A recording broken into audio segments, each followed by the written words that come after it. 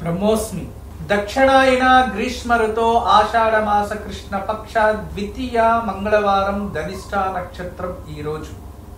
ఈరోజు ధనిష్ఠా నక్షత్రంలో మంగళవారం కలిసి వచ్చింది, అమ్మవారి నక్షత్రం. ఈరోజు మనమంతా కూడా ఓం ధూం దుర్గాయై నమః అనే నామాన్ని జపించి ఆ దుర్గాదేవి అనుగ్రహం పొందుదాం. ఓం ధూం దుర్గాయై నమః. అందరూ కూడా ఈరోజు మంత్రబలంలో దుర్గాదేవి నామస్మరణ చేయండి. ప్రతిరోజు కూడా మీరు ఒక 5 నిమిషాలు మంత్రం పైన ధ్యాస పెట్టి జపించడం వలన ఎంతో దైవ శక్తి మరియు మీలో ఒక పాజిటివ్ ఎనర్జీ అనుభూతి చెందుతారు. దీన్ని ప్రతిరోజు కూడా జపిస్తూ ఇటువంటి నామాలని వాళ్ళ మెడిటేషన్ కూడా చాలా ఈజీగా ఏకాగ్రత పెరుగుతుంది అని జనాలు తెలియచేస్తున్నారు. అది సంతోషమైన విషయం మరియు శుభకరమైన విషయం. అయితే ఈరోజు మంచి మాట, మన జీవితంలో ధార్మిక విధి విధానాలకు నమ్మకం అనేది అతి ముఖ్యమైనది. నమ్మకం లేకపోతే ఏది కూడా ఉండదు. పూజా విధానంలో ప్రకృతికి మనకి ఏదో ఒక తెలియని అనుబంధం, ఏదో తెలియని సంబంధం ఉంది. తల్లిదండ్రుల ద్వారా మనము ఇక్కడ జన్మిస్తాం. జన్మించిన తర్వాత ఆహారంతో పాటు పంచభూతాల ఒక అనుగ్రహంతో మనం పెరుగుతూ ఉంటాం. శరీరం వృద్ధి అవుతూ ఉంటుంది, జ్ఞానాన్ని పొందుతూ ఉంటాం. అయితే ఈ జీవితంలో మనకి ప్రకృతికి పంచభూతాల సంబంధం ఎలా ఉంటుందో అదే విధానంగా మన తల్లి తండ్రికి మనకి ఎలా సంబంధం ఉంటుందో దైవ శక్తి అంటే ప్రకృతి శక్తికు మరియు మనకి కూడా సంబంధం ఉంది. ఆ ప్రకృతిని అర్థం చేసుకోవాలి, ఆ ప్రకృతిని మనము అనుభూతి చెందాలి అంటే ముందుగా భక్తి మార్గాన్ని ఎన్నుకోవాలి. భక్తి మార్గం అంటే మనిషి మంచివాడుగా మారడానికి, మంచి విషయాల్ని అర్థం చేసుకోవడానికి, మంచి జీవితాన్ని ఎన్నుకోవడానికి భక్తి మార్గం అనేది ఎంతో మనకి విలువల్ని పెంచి మంచి మార్గాన్ని చూపిస్తుంది. కానీ అదే భక్తి మంచి మార్గాన్ని ఎన్నుకుంటూ మంచి పనులు చేస్తూ నలుగురికి మంచిది చేస్తూ ఉండడానికే మన భక్తి మార్గం కూడా. జీవితంలో నలుగురికి మంచిది కోరాలి అనేది చాలా మంచిది, కానీ ఆ మంచిది కోరడంలో తప్పలేదు, మంచిది చేసే దాంట్లో తప్పలేదు. మంచోళ్ళు ఎప్పుడు మంచిదాన్ని తెలియచేస్తూ ఉంటారు, కానీ ఏదైనా చెడు మార్గాన్ని ఎన్నుకుంటే ఖచ్చితంగా అదే పాపము అంటాం. మనము కోపం వచ్చినప్పుడు ఎవరినైనా నిందిస్తాం లేదా ఎవరినైనా బాధ పెడతాం.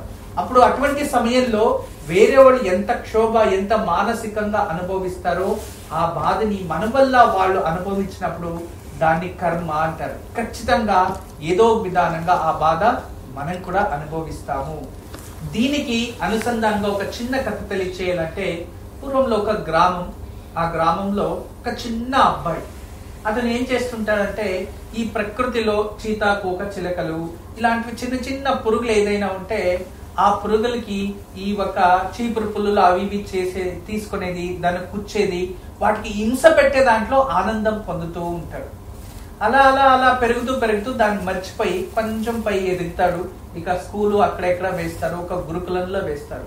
ఆ గురుకులంలో తను రోజు రోజుకి ఏదో తెలియని జ్ఞానాన్ని పొందుతూ ఒక గొప్ప మహర్షిగా మారిపోతాడు. మారిపోయిన తర్వాత ఒక రోజు అతను ధ్యానంలో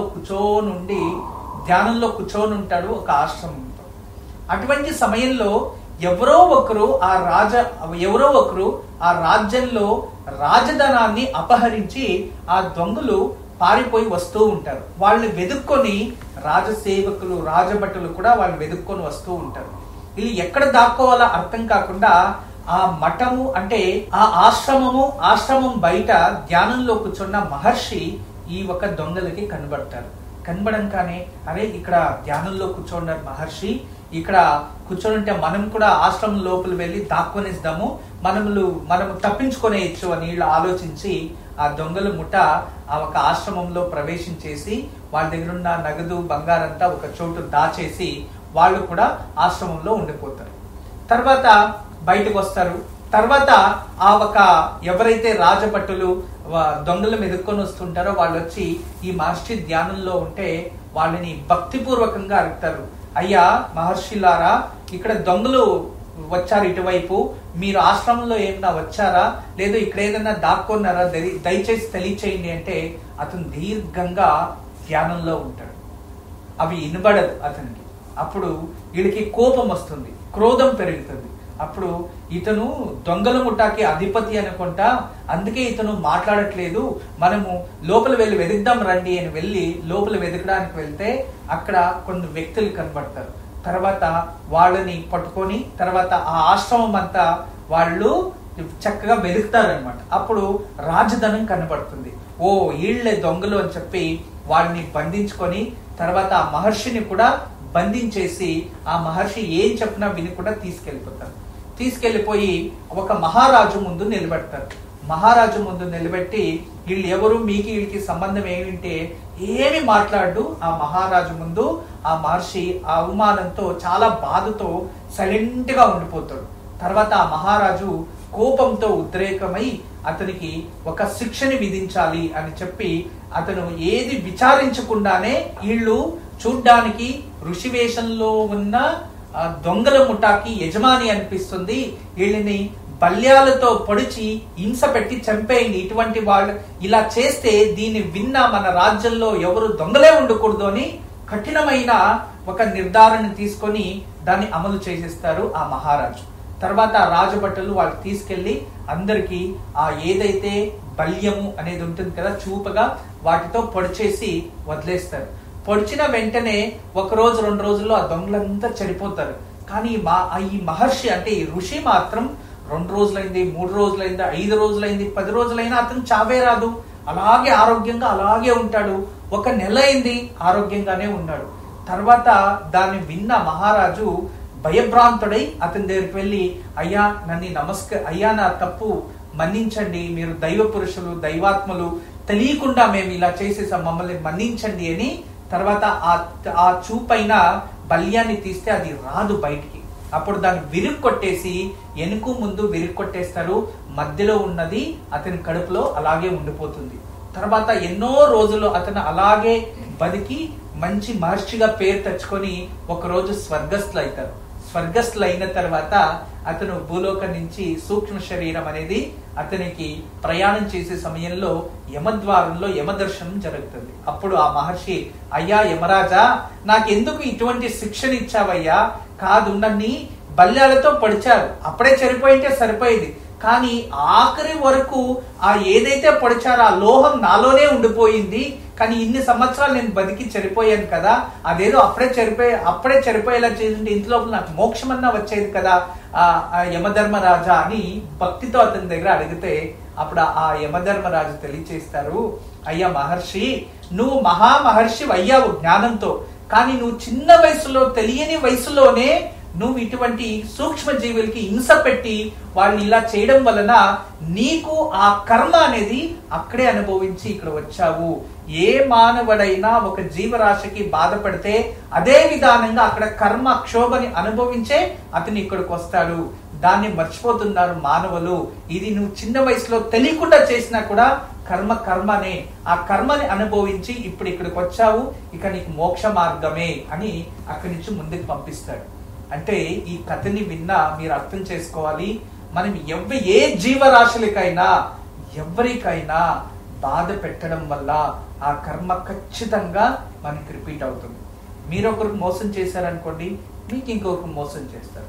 మీరు ఒకరికి వాగ్దానం చేసి నడుచుకోలేదు అనుకోండి, ఖచ్చితంగా మీకు ఇంకొకరు వాగ్దానం చేసి మిమ్మల్ని బాధ పెట్టే వాళ్ళు ఉంటారు.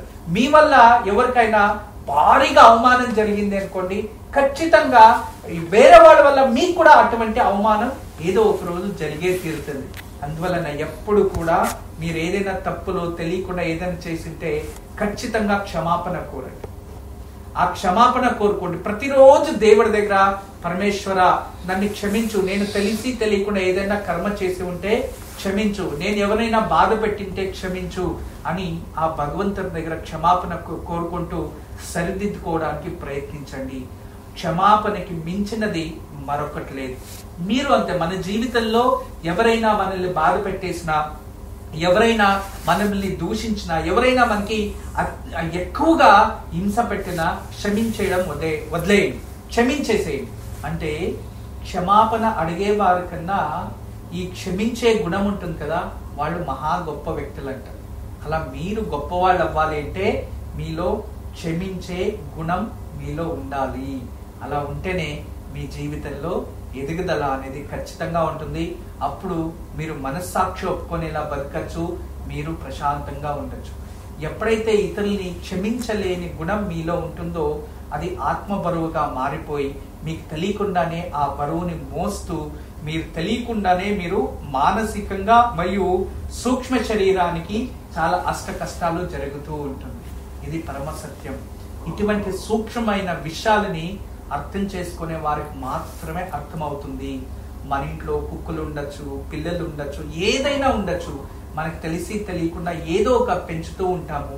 వాటికి హింస పెట్టడం వల్ల ఖచ్చితంగా మీరు కూడా ఏదో ఒక రోజు హింస పడక తప్పదు.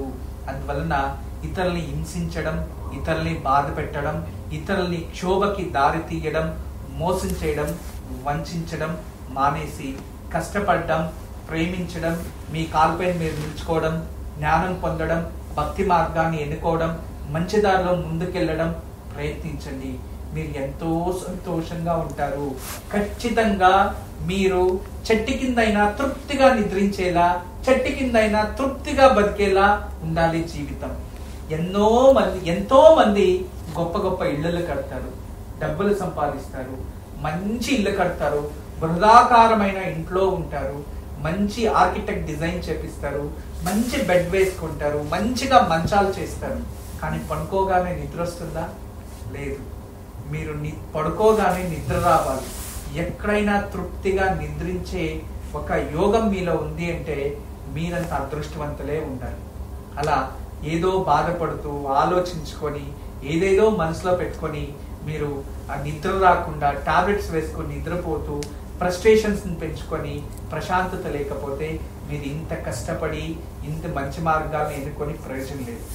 ఎవరిలో అయితే క్షమించే మనోభావం ఉంటుందో, ఎవరిలో అయితే ఇతరులకి మంచిది కోరే మనోభావం ఉంటుందో, తృప్తి పడే జీవితం ఉంటుందో వాళ్ళు ఖచ్చితంగా ఎక్కడైనా ఏ సమయంలో అయినా ఆనందంగా బతకచ్చు అనేదే భక్తి మార్గం తెలియజేస్తుంది. ఇక మన సంప్రదాయాల్లో చాలా మంది ఏదైనా శుభకృతువులకి వెళ్ళినప్పుడు, ఏదైనా శుభకార్యాలకి వెళ్ళినప్పుడు మనం అక్కడి నుంచి రిటర్న్ గిఫ్ట్ ఇవ్వడమో లేదో రిటర్న్ గిఫ్ట్ తీసుకోవడమో ఆడవాయితే అయిపోయింది. అవును కదా? పూర్వంలో ఏదైనా పెళ్లికి వెళ్తే ఒక తాంబూలం ఇచ్చేవారు. మంచిదే, తాంబూలం స్వీకరించి ఆశీర్వాదం చేసి వచ్చేవారు, లేదో ఆశీర్వాదం చేసిన తర్వాత తాంబూలాన్ని తీసుకునేవారు. ఒక గృహ ప్రవేశానికి వెళ్తే పసుపు కుంకుమ ఇచ్చేవాళ్ళు, తాంబూలం ఇచ్చేవారు, కొబ్బరికాయని ఇచ్చేవారు. కానీ ఈ కాలంలో చాలా రిటర్న్ గిఫ్ట్స్ అని ఏదైనా ఇంట్లో దాచుకొని పెట్టుకోవడానికి అది గుర్తింపు. ఇలాంటి వాళ్ళ ఇంటికి మనం వెళ్ళాము, ఇటువంటి గుర్తింపు ఇలాంటిది మనకి గిఫ్ట్ ఇచ్చారు అనేది నిజమే, ఓకే. సంతోషాన్ని పంచుకోవడానికి ఇది కూడా ఒక విధానం అనుకొని తెలుసుకోవచ్చు. కానీ మనం ఇంటికి ఎప్పుడు ఏ సందర్భంలో ఏ పుణ్య స్త్రీ వచ్చినా వాళ్ళకి పసుపు కుంకుమ ఇవ్వడం అలవాటు చేసుకోండి. అది చాలా మంచిది. ఇంట్లో శుభకార్యాలు ఏదైనా రిటర్న్ గిఫ్ట్ ఇవ్వడం అది మీ ఇష్టం. కానీ ఇక్కడ ప్రశ్న ఇది కాదు. శుభ సమారంభాలకైతే ఇటువంటివి పంచచ్చు, కానీ అశుభ సమారంభాలకి ఎవరైనా చనిపోయి ఉంటారు, స్వర్గస్థులు అయి ఉంటారు. అటువంటి సమయంలో వాళ్ళు బ్రాహ్మణులకి దాన ధర్మాలు చేస్తూ ఉంటారు. ద్వాదశ దానాల్లో లవణ దానం కూడా ఉంది, లోహ దానం కూడా ఉంది, ఇవన్నీ చేస్తూ ఉంటారు. కానీ ఈ కాలంలో 9వ రోజు 11వ రోజు వైకుంఠ సమారాధన లేదో పుణ్యాహం భోజనాలు వేస్తారు. మీరు ఖచ్చితంగా కుటుంబ సభ్యులు వెళ్తారు, లేదో బంధువులు వెళ్తారు, వాళ్ళకి ధైర్యాన్ని చెప్తారు. వాళ్ళు క్షోభిస్తూ ఉంటారు, కష్టకాలంలో ఉంటారని మనం వాళ్ళకి ఏదైనా డబ్బు సహాయం కానీ లేదా ధైర్యం కానీ ఇటువంటి మంచి మాటలు చెప్పి ధైర్యాన్ని మేము ఉన్నాము భయపడుకొని ధైర్యం చెప్పొస్తారు. కానీ ఈ కాలంలో ఎటువంటి పరిస్థితి అంటే ఎవరైనా ఇంటికి వెళ్తే ఏదైనా అశుభ సమారంభాలకి అక్కడి నుంచి రిటర్న్ గిఫ్ట్స్ అనేవి స్టార్ట్ అయ్యాయి. ఇంట్లో ఎవరైనా పెద్దవారో లేదా పూర్వీకులు ఎవరైనా చనిపోతే ఖచ్చితంగా వాళ్ళు గుర్తింపుగా పుస్తకాలు ఇవ్వండి. పూర్వంలో వాళ్ళ జీవన చరిత్ర రాసి వాళ్ళు సాధించినవి రాసి పంచేవారు. ఎందుకంటే ఆ పుస్తకాన్ని ఎవరైనా చదివితే వాళ్ళు ఉన్న మంచి గుణాలు, లేదా వాళ్ళు ఏం సాధించారు, లేదా వాళ్ళ కుటుంబం వంశపారంపర్యం ఏంటి అనేది తెలిసేది. కానీ ఇప్పుడైతే ఆ పుస్తకాలు అనేవి వెళ్ళిపోయాయి. భగవద్గీతలు ఇచ్చేవారు, అది వెళ్ళిపోయాయి.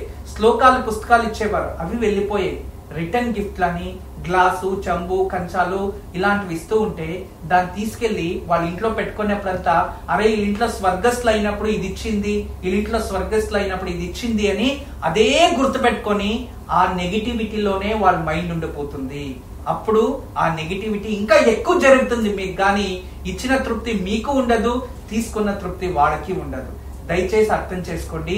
శుభ సమారంభాలకి వస్తే ఖచ్చితంగా అప్పుడు ఏదైనా ఇవ్వండి, మళ్ళీ మళ్ళీ మీ ఇంట్లో శుభాలే జరుగుతాయి. కానీ మీ ఇంట్లో అశుభ సమారంభాలకి మీరు ఎవరికైనా రిటర్న్ గిఫ్ట్ ఇచ్చారంటే మీ ఇంట్లో మళ్ళీ అశుభ సమారంభాలే ఎక్కువ అవుతుంటాయి కానీ తక్కువ అవ్వవు. అందువలన ఎవరైనా ఇంట్లో స్వర్గస్థులు అయినప్పుడు రిటర్న్ గిఫ్ట్స్ ఇవ్వడం దయచేసి మానేయండి. మంచి పుస్తకాలని పంచండి. స్వర్గస్థులైన వాళ్ళ జీవన చరిత్రని ఇవ్వండి. వాళ్ళలో ఉన్న అమూల్యమైన గుణగణాలని ఇతరులతో పంచుకోండి. అందరికీ నమస్కారం. ఈరోజు మీకు అందరికీ కూడా శ్రీవాస్తు యంత్రం గురించి పరిచయం చేయడానికి వచ్చాను. శ్రీవాస్తు యంత్రం మీరు చూస్తున్నారు. శ్రీవాస్తు యంత్రం, ఈ శ్రీవాస్తు యంత్రం ఈ విధానంగా 9 ఇంచెస్, ఇలా 9 ఇంచెస్, ఇలా 9 ఇంచెస్ ఉంటుంది. తదుపరి బ్యాక్ సైడ్ ఇలాంటి 9 చక్రాలు ఉంటాయి. ఫ్రంట్ ఈ ఒక గ్లోబ్స్లా ఒక 9 డాట్స్ ఉన్నాయి చూడండి, ఇలా 9. ఇది శ్రీవాస్తు యంత్రం అనేది ఒక కాస్మిక్ ఎనర్జీని అట్రాక్ట్ చేసుకుంటుంది. నెగిటివ్ ఎనర్జీని ఇంట్లో నుంచి బయటికి తరిమేస్తుంది. మీకు అందరికీ దానికి పరిష్కార మార్గంగా నేను ఇవి సూచిస్తున్నా. ఎందుకంటే చాలామంది పిల్లలు సరిగా చదువుతలేదు, ఇంకొకరు మా ఇంట్లో ప్రశాంతత లేదు, భార్యాభర్తల మధ్యలో సఖ్యత లేదు, దేవుడి గదిలో సరిగా పూజ చేయలేకపోతున్నా, ఇంట్లో ఏదో తెలియని బాధ అనిపిస్తుంది, మా ఇంట్లో ఎప్పుడు కూడా ఏదో తెలియని ఒక శ్మశానానికి వెళ్ళినట్టు అనిపిస్తూ ఉంటుంది, మా ఇంట్లో కలగానే ఉండదు ఎప్పుడు కూడా. ఇక మా ఇంటికి చాలామంది వచ్చిన వాళ్ళంతా వాస్తు దోషం అని చెప్తూ ఉన్నారు, మేము ఏం చేయాలి అని ప్రశ్నిస్తూ ఉండేవారు. వాళ్ళందరికీ కూడా ఒక మార్గోపాయం చాలా రోజుల తర్వాత రీసెర్చ్ చేసి ఇప్పుడు ఈ శ్రీవాస్తు యంత్రాన్ని మేము చూపిస్తున్నాం. ఈ శ్రీవాస్తు యంత్రాన్ని ఎప్పుడైతే ఎక్కడ ఫాల్ట్ అనిపిస్తుందో అక్కడ ఒక మేక కొట్టి తగిలించాలి, అంతే. పిల్లలు చదువుతా లేదు, చదివే రూమ్లో పిల్లలు ఏకాగ్రతగా చదవాలి అనుకుంటున్నారా, అక్కడ ఒకటి తగిలించండి. మీరు నిద్రించే ఒక రూమ్లో మాకు సరిగా నిద్ర వస్తలేదు, పడుకుంటే చెడు కళలు వస్తున్నాయి, నిద్రించే గదిలో ప్రశాంతత లేదు అనిపిస్తుంది, అక్కడ ఒకటి తగిలించండి. లేదు ఎవరో వాస్తు దోషం అని చెప్పారా, ఇంట్లో వాస్తు దోషాని కోసం ఇంటి హాల్లో ఒకటి తగిలించండి. లేదా పూజ గదిలో ఏదో ప్రశాంతత లేదు, సరిగ్గా ఏకాగ్రత లేదు, మెడిటేషన్ చేయలేకపోతున్నా అంటే పూజ గదిలో ఒక మేక కొట్టి అక్కడ ఒకటి తగిలించండి. ఎక్కడైతే ఇంట్లో వాస్తు దోషం ఉంది అని ఎవరైనా చెప్తారో ఆ ప్రదేశంలో ఆ ప్లేస్లో జస్ట్ ఒక మేకు కొట్టి దాన్ని తగిలించండి, ఆ వాస్తు దోషం అక్కడి నుంచి వెళ్ళిపోతుంది. చాలా అద్భుతము, చాలా విశేషమైన శ్రీవాస్తు యంత్రం మీ వరకు తయారు చేయించాము. దీన్ని ఉపయోగించండి, దీన్ని లాభం పొందండి. నమస్కారం. వాస్తు యంత్రం సంప్రదించవలసిన నెంబర్లు 8844452334 040682766622.